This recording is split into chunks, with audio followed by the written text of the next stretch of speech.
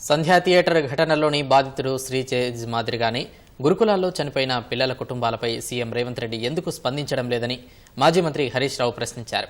చట్టం అందరికీ సమానమంటున్న రేవంత్ రెడ్డి ఈ వ్యవహారంలో మౌనం ఎందుకని నిలదీశారు. హైదరాబాద్ కిమ్స్ ఆసుపత్రిలో చికిత్స పొందుతున్న శ్రీతేజ్ను హరీష్ రావు పరామర్శించారు. బాలుడు త్వరగా కోలుకునేలా వైద్య సహాయం అందించాలని డాక్టర్లను కోరారు. కేసీఆర్ ఆదేశాల మేరకు బాధిత కుటుంబానికి బీఆర్ఎస్ పార్టీ అండగా ఉంటుందని హరీష్ రావు హామీ ఇచ్చారు.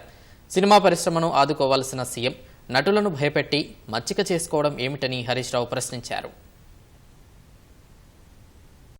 ప్రతిపక్షాలు రాజకీయం చేస్తుందా, ప్రభుత్వం రాజకీయం చేస్తుందా అందరికీ తెలుసు కదా. యాక్సిడెంట్ జరిగిన తర్వాత శ్రీతేజ్ను ఒక మంత్రి గారు వచ్చి ఎందుకు పరామర్శించలేదు? 12 రోజుల తర్వాత అసెంబ్లీ వేదికగా నువ్వు మాట్లాడి అప్పుడు కదా నువ్వు స్పందించింది. మరి 12 రోజులు ఎందుకు స్పందించలేదు? శ్రీతేజ్ ఎంత ముఖ్యమో రాష్ట్రంలో ప్రతి పౌరుడు కూడా అంతే ముఖ్యం కదా. గురుకులాల్లో 50 మంది విద్యార్థులు చనిపోతే ఒక్క మంత్రిపై పరామర్శించలే. దానికి మంత్రిగా ఉన్న ముఖ్యమంత్రి గారు కూడా ఒక రోజు పరామర్శించలేదు. ఎందుకు వెళ్ళలేదు ముఖ్యమంత్రి గారు? మరి ఆ కుటుంబాలకు కూడా ప్రభుత్వం ఆదుకోవాలి కదా. ఆ తల్లిదండ్రులకు కూడా కడుపు కోతనే కదా.